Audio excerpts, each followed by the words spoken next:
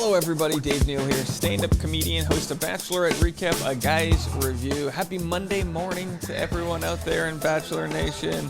How are you?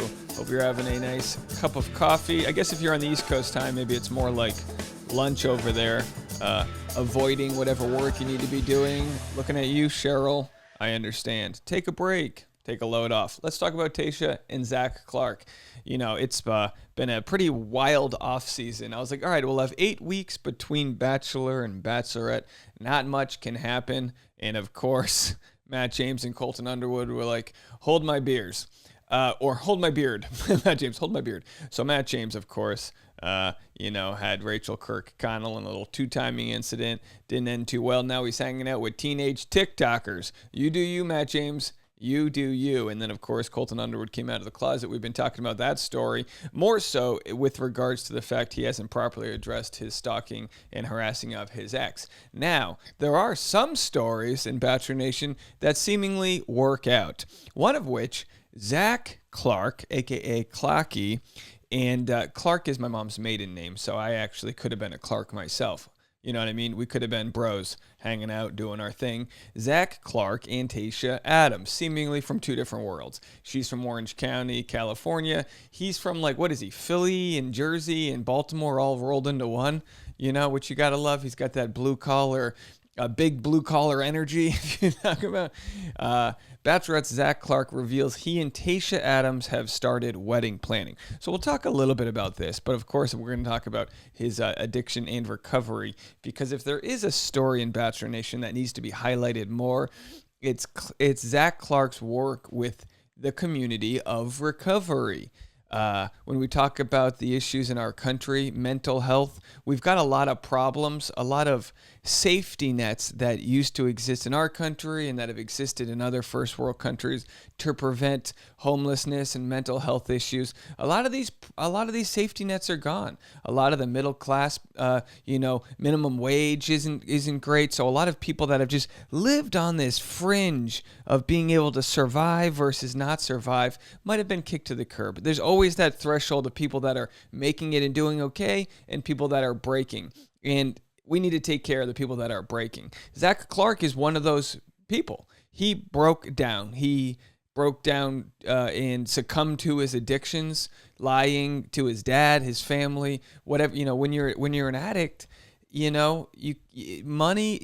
do whatever you can to feed your addiction. It's a horrible thing, and we all have different addictions, whether it's, me being addicted to The Bachelor. No, we've all got, I have a sugar addiction. For sure, I have a chemical issue in my head when it comes to sweets, sugars. I will literally wake up and sneak to the fridge when Tasha's sleeping and quietly eat. Have you guys ever done that where you're quietly eating?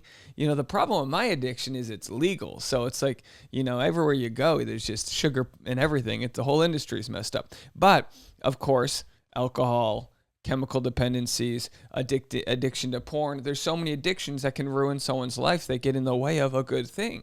Zac being able to overcome his addictions is a story all of us need to celebrate, because this guy made it, and he's been sober for a long time. Within this article that I will read, he talks about the fact that he reads the comments. People saying, once a crackhead, always a crackhead.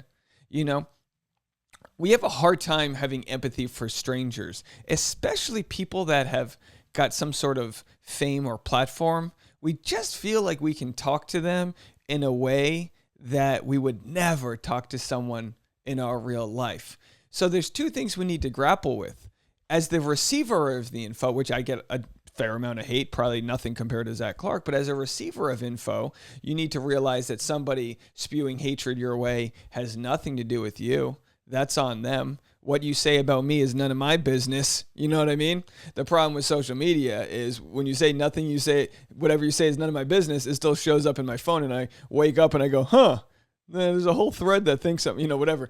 So it exists out there. So it's about how we control our reactions. But on the flip side, challenging people in the audience. And again, I know this is going to fall on deaf ears because my audience, you guys are some of the most enlightened, brave, positive people that exist on YouTube. If anyone's been to one of my live stream chats, you just see how kind and compassionate y'all are. But there is this group of people that just feel like they can say whatever they want to strangers online and make fun of someone's drug addiction in a way that's like just really hurtful. But what can you do with those people? They don't exist in real life. That's what I'd like to say. They don't. I've talked to people that I know that have been villains on The Bachelor, people that I know that have been publicly shamed on social media for whatever the issue may be, and that world just doesn't exist in real life unless you're like a Mitch McConnell or like some prominent politician who's going to get egged, or, you know, Lady Gaga gets some paint thrown at her for wearing, you know, it's very rare that these things cross over to the real life. Anyway, so people like Zac Clark and Tayshia Adams have had to deal with the rumors that they were breaking up. And of course we covered this story, but I never thought that it was a thing that they were breaking up because she didn't have her wedding ring on her. You know, my fiance has to take her engagement ring off when she eats pasta. You know what I mean? She's go straight to the knuckle. You know, you're about to have a good meal when you start taking off rings and you're like, this belt has to go. Your bra, how do the ladies take the bra off? You ever see, ladies are just, women fascinate me. They just do a few of these things and a bra's off, and the next thing you know, their pants are off, and it's like, all right, I guess we're doing linguine tonight. All right, so let's get right into this here. We'll play this clip from Zac Clark, then we'll talk about the article, and we'll embrace this man. Wife, happy life. So whatever she wants. Oh, that's the end of it. Sorry. How do we get back to the beginning? Don't make me play an ad again. Hold on, folks. I thought I had this baby queued up here. Oh, we're not even on the tab. Let's go over the tab here. Wow, it's a Monday morning. Tomorrow I'm getting my vaccine. Okay, my second dose. I may or may not be able to do Bachelor videos for a day. Tasha got her vaccine yesterday and her second dose, and she had a really rough day. I think she's doing better, but she had a real rough fever. So hopefully she's back and ready to go because she's got work today.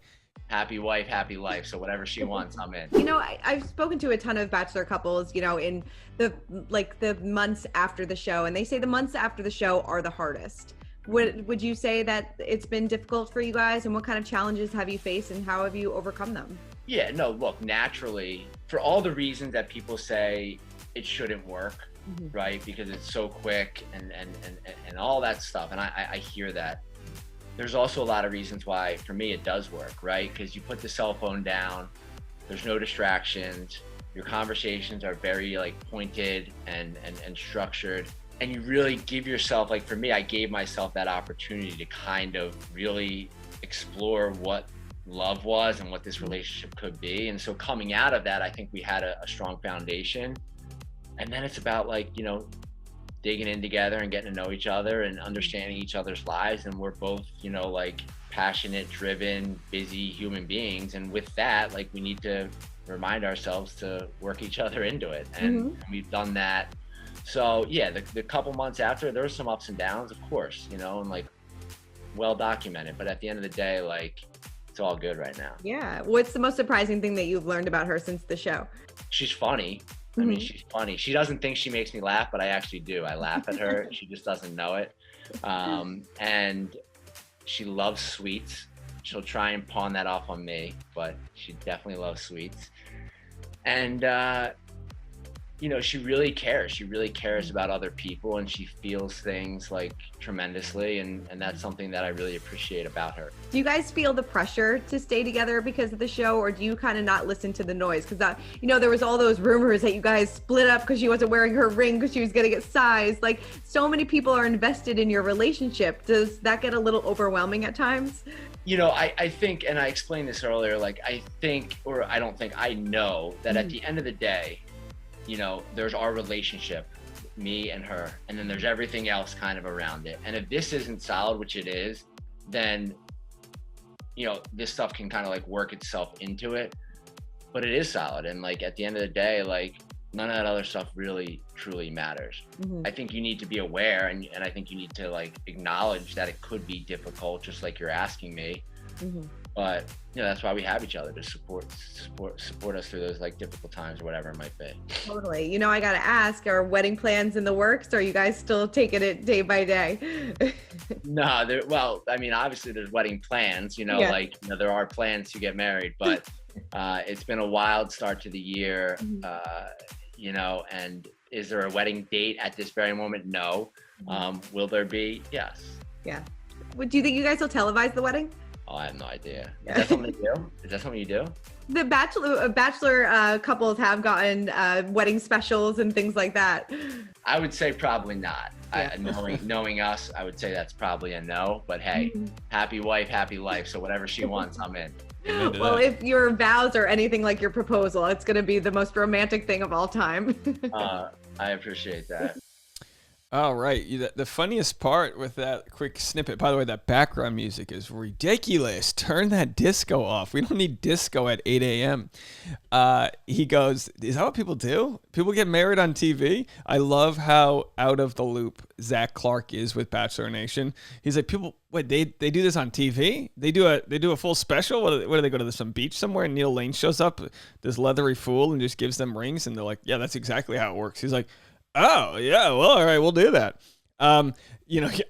This whole wedding planning nonsense hits me close to home because I got engaged a few months before the pandemic. Then Tasha and I said, you know what, let's just enjoy our engagement where there's no rush, whatever. And then the pandemic hits. And then for the last year, we're like, well, we're not going to go set a date now. We're going to wait to see what happens. We don't want, Aunt Betty to drop dead. We don't want any issues. We don't want people to feel like they can't hug each other. That was the thing with me. It's like I've been to a few pandemic weddings. Some friends got married, very small, intimate, outdoor things. And it's like, if you can't properly be sweating next to somebody as you dance to like some, 1980s song, then are you even at a wedding? You know what I mean, folks? So like for us, we're like, let's just wait till we can do this. And then the longer the pandemic's been, we're like, why are we even, like, weddings are so strange. Okay, you guys have to sell me on this. Weddings are just like having kids. Like everyone I know with kids is like, oh boy, I wish I had a weekend off. Oh boy, I gotta go to the soccer. There's a lot of complaining, I guess, when you have kids. So I wonder, like, you're not doing a good job selling this to me, folks. All right, I'm not saying your kid's not a gold star, student of the year, whatever BS you put on your bumper stickers. I'm just saying the PR game needs to change because everyone who's planned a wedding goes, oh my gosh, it was the biggest nightmare in the world. So my thoughts are, rather than plan a wedding, why don't we just jump right to the honeymoon? I mean, who's the wedding for anyway? You know what I mean? The bride and groom were like, you ever go to a wedding and you just see the bride and groom walking from one table to the next. Hey, Aunt Jan. Hey, Uncle Tony. Oh, good to see you, Steve. Oh my gosh, this is my friend from college. It looks like a miserable experience for the bride and groom. Who's the wedding for? I am boycotting weddings. So anyway, we'll see what we end up doing. We might just go to a beach somewhere, but we gotta wait. We gotta wait for this all to blow over. We're not doing the wedding till everyone's vaccinated. All right. So in here, by the way, let's a quick update on Kaitlyn. This is hilarious. I gotta turn the audio off here because it's unlicensed. But look at this slow-mo shot from Kaitlyn Bristowe and Tayshia Adams. Nothing like a slow-mo shot of ladies getting after it. We have a White Claw and a Stella Artois. Oh, who knew that rhymed? White Claw, Stella Artois going forward on a Sunday afternoon. These girls like to spit and drink the alcohol. Boone Farm is the drink that I would once in a while have. It's a strawberry wine on a Sunday afternoon. All right. Anyway, Boone's Farm, anybody? $3 wine, very sugary, the worst hangover in the world. So there they are. It looks like a White Claw commercial. They're hanging out. They got an off day. Pretty crazy and wild year for Tayshia Adams. She went from single to replacement bachelorette. I mean, you could make a Lifetime story about her, right? She before even Bachelor started, she was married. She got cheated on. They broke up. She goes on a show. She makes it to the finalists. Oh, guess what? He's about to come out of the closet next year. That doesn't work out. She's like, why? What was it about me? It's like, no, honey, it wasn't about you at all. So then she goes on Bachelor in Paradise. She dates the guy with the surfer hair, whatever. That doesn't work out. Next thing you know, the Bachelorette falls in love too fast. So they bring her in like a receiver. Like they're like, right. They need a specialty left-handed pitcher to come in the seventh inning. So she comes in, nothing but love, love, love. She finds Zac Clarky. They get together. All of a sudden, Chris Harrison's like, who are you? And next thing you know, they're like, oh boy, who are you? So he's out, and they're like, we need a few fresh faces. Kaitlyn Bristowe's like, hold my, whatever they drink in Canada, hold my Molson ice, and then she's ice fishing up there. So then she gets together with Tayshia Adams, and next thing you know, they're co-hosting this season of The Bachelorette. So wild year, wild ride for you, Tayshia Adams. I bet no one would have planned that. So we have this whole article here. I'm not going to get too much into it, but you know what I will do before I promote this? I'll read a few clips from this article of Zac Clark overcoming his addiction. I wish more people would talk about this, but I also understand it's not the most salacious news. But I do want to promote this. I got my vlog channel. I just moved all my content over from my normal channel. When I made Vlogmas, which is a daily vlog during Christmas, I only had 3,000 subscribers. This week, we're going to hit 30,000 subscribers. So I decided to create a complete separate new vlog channel for people to check those vlogs out. The new vlogs are about home improvement. Tasha and I just moved. We're going to do vlogs about wedding planning, all that jazz. We have kids someday. We'll do some vlogs. By the way, shout out. Someone sent me a $10 Venmo and they said, here's for baby making. I thought that was amazing. I can buy like 5 Boone's Farms and we can have some strawberry cocktails and get that conception underway. But thank you. Very funny. And thank you so much. But yeah. So anyway, Vlogmas was I just re-uploaded all these vlogs to the new channel, and these are just vlogs of Tasha, myself, and the dog. Hold on, I don't have it set up for this size, but either way, there's just nonstop videos of Christmas season. So if you're getting really bored with the content that's out there in the off season and you want to relive some Christmas nostalgia, go check out all these vlogs and all the new vlogs. It's all on the vlog channel. You can go over there right now and check it out. But anyway, let's like read a few pieces of this. It's an article, so I know it's a little boring when I have to read it. But this is what Zac says in his interview. Today, I live a life beyond my comprehension. I try to be whatever shining light I can for people who are getting sober. I want to make it clear to them that getting clean is not a punishment. Look at all the cool shit I've done because of my sobriety. It's been a wild ride for sure. So he talks about his angel that kind of helped him. Days after disappearing from a family vacation, Zac turned up at a bank where he attempted to forge a check stolen from his father in order to get money for drugs. Rhonda was an angel and truly saved my life. She knew something was wrong. Instead of calling the police, she called my dad, who came to get me before I could disappear back into the streets. 2 days later, I was in rehab for the second time, which worked. I can't wait to hopefully celebrate 10 years of sobriety later this year. I don't mean to make this political, but when people talk about defund the police, I think defund is a bad word. It triggers a lot of people to go, no, we need to support the troops. It's like two different things, but I get it. But the idea that not calling police when it's like a mental health issue. If you see an issue with addiction, wouldn't it be nice to take money away from people that aren't trained to deal with mental health situations, and or have a, if there's a dangerous situation, you have a police officer show up with like an addiction specialist, a counselor. Wouldn't that be an amazing world if we had the actual resources to help people that aren't bad people committing malicious crimes, but they have an addiction that's greater than themselves. So anyway, this is Rhonda. He Zac speaks of Rhonda, the lady who helped save his life and when he was trying to forge a check so he could keep on buying drugs. He competed in a challenge, the David Goggins challenge, who's an insane ultra marathoner. Zac Clark co-founded Release Recovery, a full-service organization in New York with more than 40 employees, which recently launched a nonprofit foundation to help individuals struggling with addiction in underserved communities.